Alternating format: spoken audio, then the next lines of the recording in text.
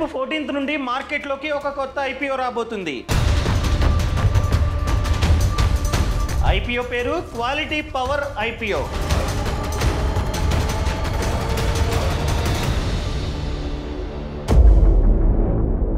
ఈ IPO issue size చూసుకున్నట్లయితే 858 కోట్లు. అసలు ఈ కంపెనీ మంచిదా కాదా? ఈ ఐపీఓలో ఇన్వెస్ట్మెంట్ చేస్తే మంచి రిటర్న్స్ వస్తాయా రావా? ఈ కంపెనీకి లాభాలు ఏ విధంగా వస్తున్నాయి? ఆస్తులు ఎంత ఉన్నాయి? అప్పులు ఎంత ఉన్నాయి? A to Z. అసలు ఈ కంపెనీ యొక్క ప్రొడక్ట్ ఏంటి అండ్ ఈ కంపెనీ యొక్క సర్వీస్ ఏంటి అండ్ ఈ కంపెనీకి ఎన్ని విధాలుగా డబ్బు అన్నది వస్తుంది. ఇలా కంపెనీ గురించి అండ్ ఐపీఓ గురించి ఏ టు జెడ్ ఈ వీడియోలో డిస్కస్ చేస్తా. అండ్ ఈ రోజు గ్రే మార్కెట్ ప్రీమియం ఎంత ఉందో కూడా చెప్తా. సో ఈ వీడియోని లాస్ట్ వరకు చూడండి. అంతేకాకుండా ఇంతవరకు ఈ ఛానల్ని సబ్స్క్రైబ్ చేసుకోకపోతే ఇప్పుడే సబ్స్క్రైబ్ చేసుకోండి. నేను మీ కౌశిక్ మరిడి. సో ఈ కంపెనీ యొక్క పూర్తి పేరు చూసుకున్నట్లయితే quality power electrical equipment limited. అర్థమైందండి? పేర్లోనే ఉంది ఎలక్ట్రికల్ ఎక్విప్మెంట్. సో ఈ కంపెనీ చూసుకున్నట్లయితే హై వోల్టేజ్ ఎలక్ట్రికల్ ఎక్విప్మెంట్స్ని మ్యానుఫ్యాక్చరింగ్ చేస్తూ ఉంటుంది అండ్ దాంతోపాటు పవర్ క్వాలిటీ సిస్టమ్స్ని కూడా తయారు చేస్తూ ఉంటుంది అనమాట. ఈ కంపెనీ 2001లో స్టార్ట్ అయింది. ఈ కంపెనీ హెడ్ క్వార్టర్స్ చూసుకున్నట్లయితే మహారాష్ట్రలో ఉంది. సో ఈ కంపెనీ గురించి మీకు కంప్లీట్గా అర్థం కావాలంటే వీళ్ళ వెబ్సైట్ని మనం ఓపెన్ చేయాల్సిందే. ఇదిగోండి, ఇది వెబ్సైట్.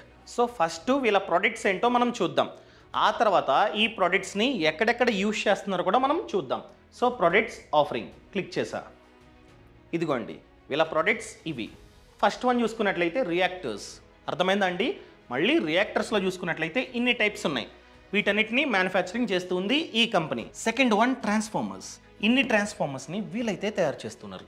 థర్డ్ వన్ చూసుకున్నట్లయితే పిఎల్సిసి కాంపోనెంట్స్. చూడండి మళ్ళీ దీంట్లో చూసుకున్నట్లయితే ఇన్ని టైప్స్ ఉన్నాయి అనమాట. నెక్స్ట్ వచ్చేసి ఇన్స్ట్రుమెంట్ ట్రాన్స్ఫార్మర్స్. సో మళ్ళీ దీంట్లో ఇన్ని టైప్స్ ఉన్నాయి. అండ్ లాస్ట్ వన్ చూసుకున్నట్లయితే ఎడిసన్ కాంపోజిట్స్. అర్థమైందండి? ఇన్ని ప్రోడక్ట్స్ని వీళ్ళైతే తయారు చేస్తున్నారు. ఈ ప్రోడక్ట్స్తో పాటు కొన్ని systems, for example power quality systems. ఇన్ని పవర్ క్వాలిటీ సిస్టమ్స్ని కూడా తయారు చేస్తున్నారు. For example first one capacitor banks, harmonic filters. Harmonic filters ఎలా ఉంటాయో చూద్దాం. అర్థమైందండి? ఇదిగోండి ఇవన్నీ హార్మోనిక్ ఫిల్టర్స్ అనమాట. సో ఇలాంటివి ఎన్నెన్నో తయారు చేస్తూ ఉంది ఈ కంపెనీ. సో ఇవన్నీ ప్రోడక్ట్స్ ఎక్కడ యూజ్ అవుతాయి? వీళ్ళే మెన్షన్ చేశారు వాళ్ళ వెబ్సైట్లో. చూపిస్తున్నాగండి. ఇదిగోండి ఈ ప్రోడక్ట్స్ అన్నీ ఇక్కడ యూజ్ అవుతాయి. For example electric utilities, power plants, industries, smart grids, renewable energy distribution centre, mobility, fats and HVDC. ఇన్ని చోట్ల ఈ కంపెనీ యొక్క ప్రొడక్ట్స్ యూజ్ అవుతూ ఉంటాయి. సో వీళ్ళు ఓన్లీ ఇండియాలోనే కాదు, వీళ్ళ ప్రొడక్ట్స్ వీళ్ళ సర్వీసెస్ని 100+ కంట్రీస్లో యూజ్ చేస్తూ ఉన్నారు. మీకు ఆల్రెడీ చూపించా. ఇదిగోండి ఇవన్నీ ప్రోడక్ట్స్. అదేవిధంగా పవర్ క్వాలిటీ సిస్టమ్స్ కూడా వీళ్ళ దగ్గర ఉన్నాయి. మీకు డౌట్ వచ్చే ఉంటుంది, సో ఈ ప్రోడక్ట్స్ నుంచి ఎంత రెవెన్యూ జనరేట్ అవుతుంది, అదేవిధంగా ఈ పవర్ క్వాలిటీ సిస్టమ్స్ నుంచి ఎంత రెవెన్యూ జనరేట్ అవుతుంది? ఇదే కదా మీ డౌట్. మీకు క్లారిటీగా వీళ్ళ డిఆర్హెచ్పిని మీకు ఎక్స్ప్లెయిన్ చేస్తా. ఇది DRHP, draft red herring perspectives. For example ఇదిగోండి పవర్ ప్రొడక్ట్స్ నుంచి 123 కోట్లు జనరేట్ అయితే పవర్ క్వాలిటీ సిస్టమ్స్ నుంచి 167 కోట్లు రెవెన్యూ జనరేట్ అయింది. అర్థమైందండి? ఇవి మిలియన్స్లో ఉన్నాయి. సో నేను క్రోర్స్లోకి కన్వర్ట్ చేసి మీకు చెప్తున్నా. సో పర్సంటేజ్ వైజ్గా చూసుకున్నట్లయితే పవర్ ప్రొడక్ట్స్ నుంచి 37% రెవెన్యూ జనరేట్ అయితే పవర్ క్వాలిటీ సిస్టమ్స్ నుంచి 50.59% రెవెన్యూ జనరేట్ అయిందనమాట 2024 ఫిజికల్ ఇయర్లో. అర్థమైందండి? టోటల్గా చూసుకున్నట్లయితే 300 కోట్ల రెవెన్యూ. ఈ కంపెనీకి రెవెన్యూ 300 కోట్లు. ఈ 300 కోట్ల రూపాయల్లో 50% రెవెన్యూ వచ్చేసి పవర్ క్వాలిటీ సిస్టమ్స్ నుంచి జనరేట్ అయిందంట. అంటే దీని నుంచి క్లియర్. సో డొమెస్టిక్ అనగా ఇండియాలో ఎంత రెవెన్యూ షేర్ ఉంది అండ్ ఫారిన్ కంట్రీస్ నుంచి ఎంత రెవెన్యూ వస్తుందో మనం కావాలంటే ఇక్కడ చూద్దాం. ఇదిగోండి డొమెస్టిక్ అనగా ఇండియా నుంచి 14.78% రెవెన్యూ జనరేట్ అవుతుంది. అదేవిధంగా ఇంటర్నేషనల్ నుంచి చూసుకున్నట్లయితే 73.18% రెవెన్యూ జనరేట్ అవుతుంది. అండ్ అదర్ చూసుకున్నట్లయితే 2.74% రెవెన్యూ జనరేట్ అవుతుంది. అర్థమైందా అండి? సో వీళ్ళకి ఎక్కువ రెవెన్యూ విదేశాల నుంచి వస్తుంది, ఇండియా నుండి కాదు. ఇండియా నుండి ఓన్లీ 14.78%. అండ్ ఈ కంపెనీ యొక్క ఫినాన్షియల్స్ ఎలా ఉన్నాయో మనమైతే ప్రాక్టికల్గా చూద్దాం. ఇదిగోండి ఆస్తులు, అప్పులు ఏ విధంగా ఉన్నాయో మనమైతే చూద్దాం. ముందుగా ఎసెట్స్. అనగా ఆస్తులు 2022లో చూసుకున్నట్లయితే 252 కోట్లు, 23లో 312 కోట్లు, 24లో చూసుకున్నట్లయితే 358 కోట్లు యాజ్ ఆఫ్ 30 సెప్టెంబర్ 2024. ఇంకా ఈ ఫినాన్షియల్ ఇయర్ కంప్లీట్ అవ్వలేదు కదా, సో సగానికి 30 సెప్టెంబర్ 2024 వరకు చూసుకున్నట్లయితే దాదాపుగా 400 కోట్లు. సో ఇక్కడ ఆస్తులు పెరుగుతూ ఉన్నాయి, మరీ ఎక్కువగా పెరుగుతూ ఉన్నాయి. అదేవిధంగా రెవెన్యూ చూసుకున్నట్లయితే 22లో 211 కోట్లు, 23లో చూసుకున్నట్లయితే 273 కోట్లు, 24లో చూసుకున్నట్లయితే 330 కోట్లు అండ్ హ్యాజ్ ఆఫ్ 30 సెప్టెంబర్ 2024 వరకు చూసుకున్నట్లయితే 182 కోట్లు. అనగా హాఫ్కి చూసుకున్నట్లయితే బాగానే రెవెన్యూ జనరేట్ అయింది. ఇప్పుడు ప్రాఫిట్ ఆఫ్టర్ ట్యాక్స్ పోయిన తర్వాత ప్రాఫిట్ ఎంత? సో ఈ కంపెనీ లాభాల్లో ఉందా నష్టాల్లో ఉందా? ఎస్, లాభాల్లో ఉంది. 2022లో చూసుకున్నట్లయితే 42 కోట్ల లాభం అండ్ 23లో చూసుకున్నట్లయితే లాభం తగ్గింది దాదాపుగా 40 కోట్లు, 24లో చూసుకున్నట్లయితే 55 కోట్లు అండ్ హాఫ్ ఫినాన్షియల్ ఇయర్కి అనగా 30 సెప్టెంబర్ 2024 వరకు చూసుకున్నట్లయితే 50 కోట్లు.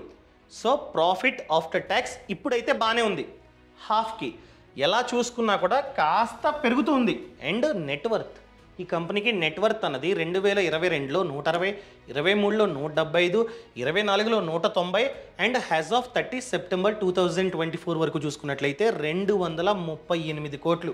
Okay, and reserves and surplus ఇది చూసుకున్నట్లయితే 2022లో 150, 23లో 153, 24లో 162 అండ్ 24 అనగా 30 సెప్టెంబర్ 2024 వరకు చూసుకున్నట్లయితే 150, కాస్త తగ్గింది చూడండి, రిజర్వ్స్ కాస్త తగ్గాయి.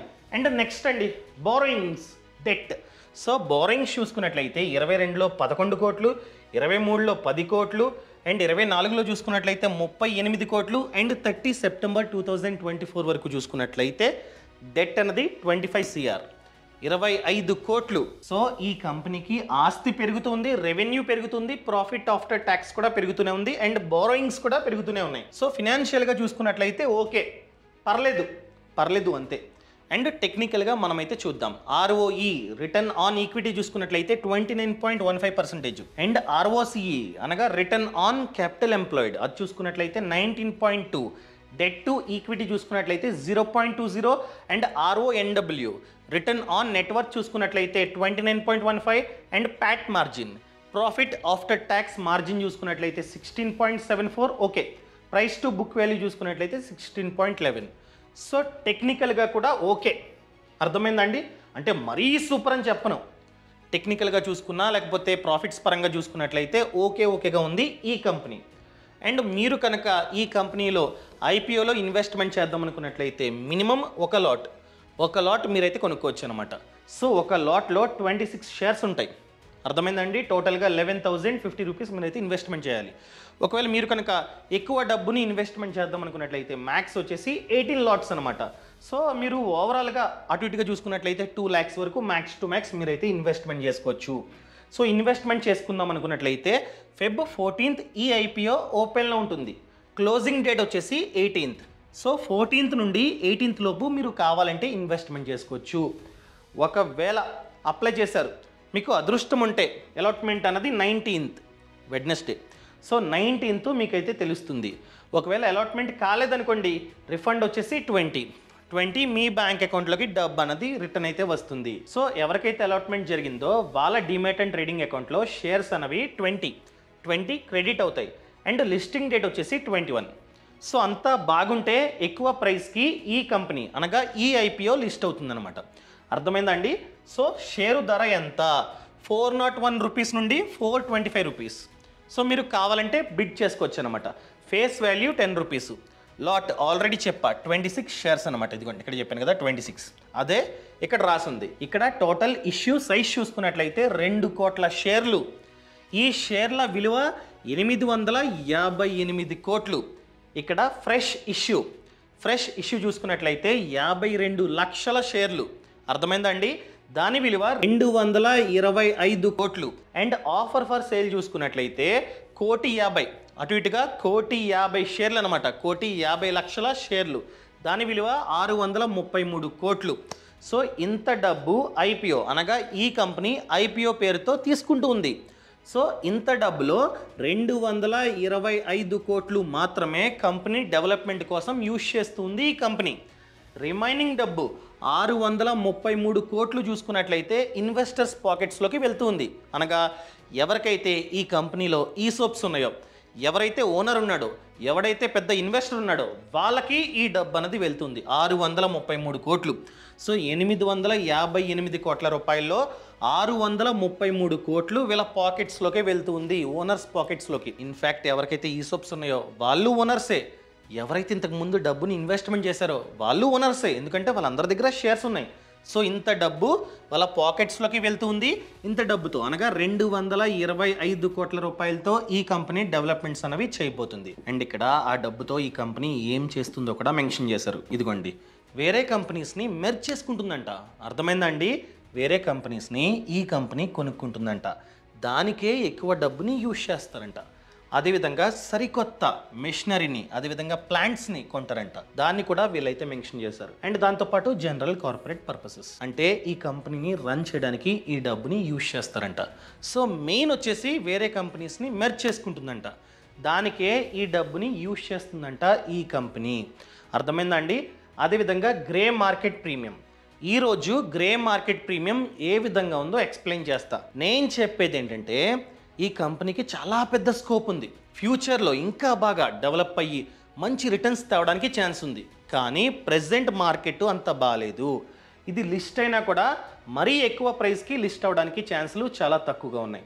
సో ఈరోజు ఇదిగోండి, ఈరోజు చూసుకున్నట్లయితే గ్రే మార్కెట్ ప్రీమియం అన్నది జస్ట్ 20 రూపీస్. అంటే షేరు ధర కంటే 20 రూపీస్ మాత్రమే ఎక్కువగా ప్రాఫిట్ అన్నది రావడానికి ఛాన్స్ ఉంది అని చెప్పి ఈ వెబ్సైట్ చెప్తుంది.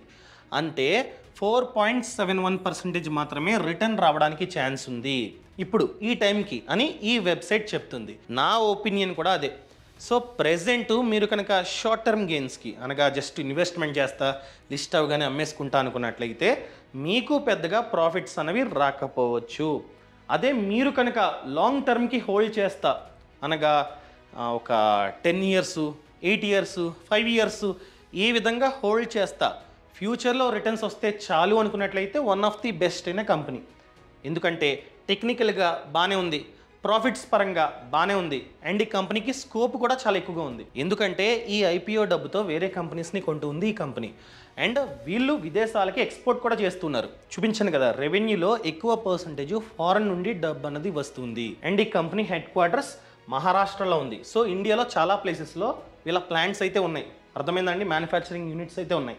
సో ఫ్యూచర్లో ఇంకా మంచిగా ప్రాఫిట్స్ అనేవి జనరేట్ అవ్వడానికి ఛాన్స్ అయితే ఉంది. ఇది ఈ వీడియోలో నేనైతే చెప్పాలనుకున్నా. ఈ వీడియో మీకు నచ్చితే దయచేసి కామెంట్లో నచ్చింది అని చెప్పండి, నచ్చలేదా నచ్చలేదు అని చెప్పండి. అండ్ ఏదైతే చెప్పానో అది ఎగ్జాక్ట్గా జరుగుద్ది అని కాదు. నేను సెబీ రిజిస్టర్డ్ అడ్వైజర్ కాదు, గుర్తుపెట్టుకోండి. అర్థమైందండి? మీరు కనుక నా వీడియోస్ చూసి ఇన్వెస్ట్మెంట్ చేద్దాం అనుకున్నట్లయితే డైరెక్ట్గా కౌశిక్ చెప్పాడు అని చెప్పి మీరైతే నిర్ణయాలు తీసుకోకండి. ఒక మంచి ఫినాన్షియల్ అడ్వైజర్తో మాట్లాడి అతను కూడా ఓకే అంటే అప్పుడు మాత్రమే నిర్ణయాలు తీసుకోండి. అండ్ ఇంతవరకు ఈ ఛానల్ని సబ్స్క్రైబ్ చేసుకోకపోతే దయచేసి సబ్స్క్రైబ్ చేసుకోండి. Thank you so much. Thanks for watching. జై హింద్.